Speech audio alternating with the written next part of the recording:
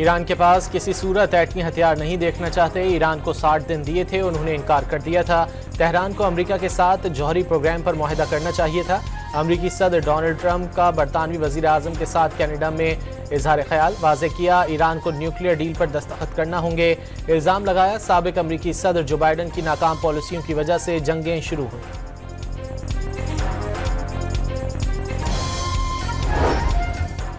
Iran का Israel पर नया जवाबी हमला, तल अबीब और हैफा को हदफ बनाया।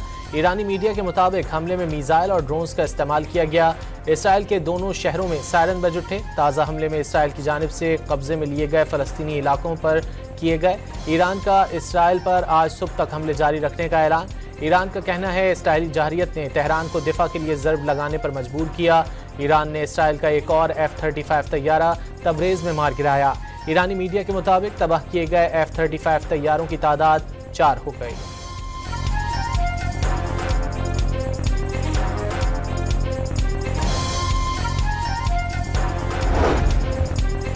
पासदारान इनकलाब की एरोस्पेस फोर्स का इसराइल के खिलाफ जदीद ड्रोन्स का इस्तेमाल। शाहिद 107 नामी जदीद ड्रोन्स अहदाफ पर खुदकुश हमलों के लिए इस्तेमाल किए जाएंगे। ड्रोन्स जदीद इंजन के सबब 1500 किलोमीटर बुलंदी पर परवाज कर सकते हैं। ईरानी हमलों से बचने के लिए इसराइल ने ऑयल रिफाइनरीज बंद कर दी। इसराइली मीडिया के मुताबिक तमाम ऑयल रिफाइनरीज और ज़ेली कंपनियां बंद कर दी गई। इसराइल ने ईरान के अवामी मकामात को निशाना बनाना शुरू कर दिया। तेहरान में सरकारी टीवी और रेडियो हेडक्वार्टर्स पर मिसाइल हमला। इस्फहान के पुरहुजूम मकाम पर भी मिसाइल गिरा दिया। तेहरान में रेस्क्यू ऑपरेशन के दौरान इसराइली हमले में हिलाल अहमर के 3 कारकुन जाँ बहक हो गए। इसराइली वज़ीर आज़म का तेहरान में बड़ी फौजी कार्रवाई करने का ऐलान। इसराइली हमले से ईरान की सरकारी टीवी की इमारत तबाह। हमले के बाद मकामी सहाफ़ी अपनी ड्यूटी जारी रखते हुए इमारत के सामने बराह रास्त रिपोर्टिंग करता रहा।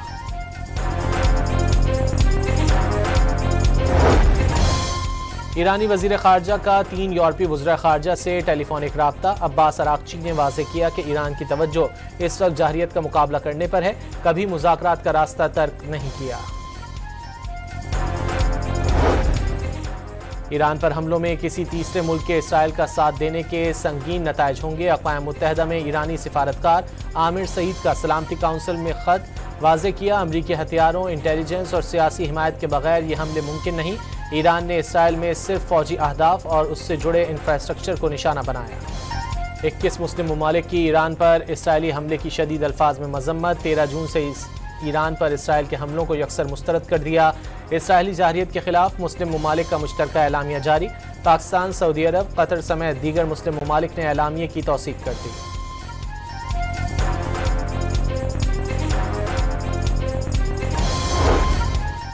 ईरान हक़ दिफा इस्तेमाल कर रहा है, इसराइल तहम्मुल का मुजाहरा करे। रूसी नायब वज़ीर ख़ारजा का मशवरा।